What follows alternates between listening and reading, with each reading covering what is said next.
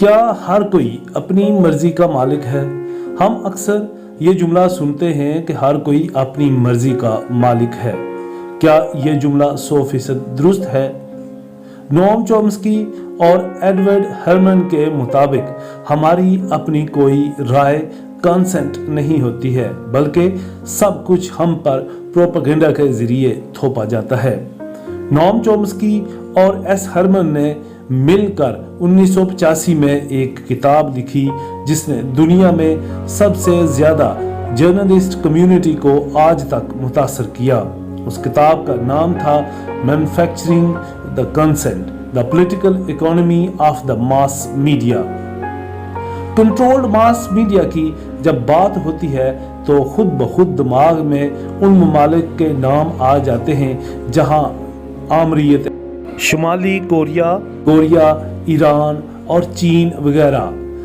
जब आज़ादी राय का नाम आता है, अमेरिका और फ्रांस जैसे ममालिक के नाम जहन में उभरते हैं, जबकि ऐसा तस्वर बिल्कुल गलत है। जमहूरियत के अलंबरदार ममालिक में भी अवामी राय बनाने के लिए मास मीडिया को कंट्रोल किया जाता है। इन ममालिक में कैसे अवाम की राय बनाई जाती है, उन प्रोपेगेंडा मॉडल्स पर इस किताब में तहकीक की गई है। इस किताब में अमरीकी मास मीडिया मवाद शामिल किया गया है। जो खबर हम तक आती है वो 5 फिल्टर्स या छाननों से होकर गुजरती है। पहला फिल्टर, मीडिया की मलकियत या मीडिया ओनरशिप। मीडिया के मालिकान बड़े बड़े सेठ होते हैं या फिर कंपनियों के ग्रुप मिलकर मुख्तलिफ पब्लिशिंग हाउस और टीवी चैनल्स चलाते हैं। उनका एक ही मकसद होता है, सिर्फ और सिर्फ मुनाफा कमाना। वो कोई भी ऐसी खबर नहीं चलाएंगे जिससे उनके मुनाफे में फर्क आए या फिर कोई नुकसान हो। सियासी जर्नलिज्म उनकी तरजीह हरगिज नहीं होता है। दूसरा फिल्टर, एडवर्टाइजिंग। मास मीडिया जो हमें दिखाता है उसके बदले उसे इंतहाई कम आम सारफ से वापस मिलता है। वो खर्च पूरा करने के लिए दरमियान में एडवर्टाइजर आता है, मीडिया उसे ऑडियंस बेचता है। अब मीडिया एडवर्टाइजर को किसी सूरत नजरअंदाज नहीं कर सकता। वही खबर चलेगी जो उनके बाहमी मफाद में होगी। तीसरा filter, establishment manages the mass media.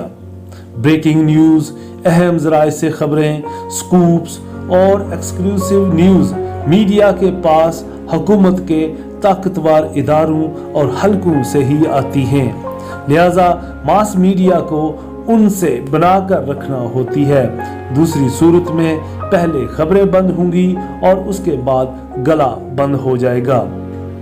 चौथा फिल्टर, तनकीदी मशीन, फ्लैग मशीन।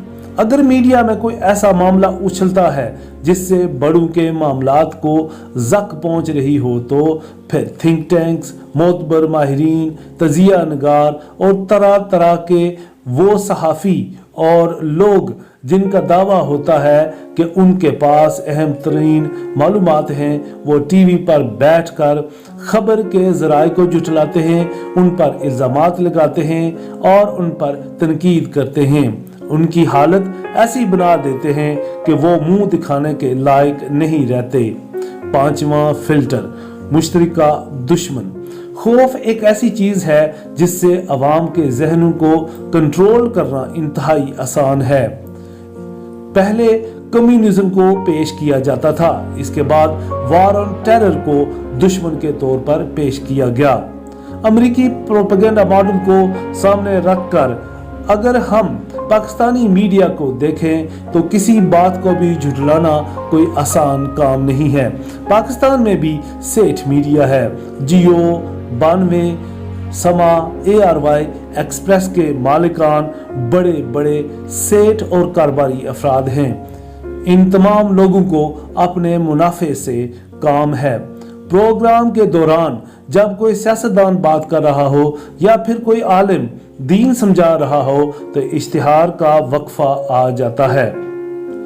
इस दौरान कोई निखार और गोरा रंग करने वाली करीम के बारे में अधनंगी अदाकारा अपनी अदाएं दिखाना शुरू कर देती है, जबकि सियासतदान की अहम तरीन गुफ्तगू और आलिम दीन का वाज उस वक्फे की वजह से अधूरा रह जाता है।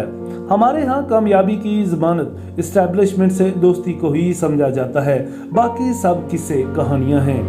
किसी दुरुस्त मामले को कैसे हमारे मीडिया में उलझा कर गंदा किया जाता है वो किसी से ढका छुपा नहीं।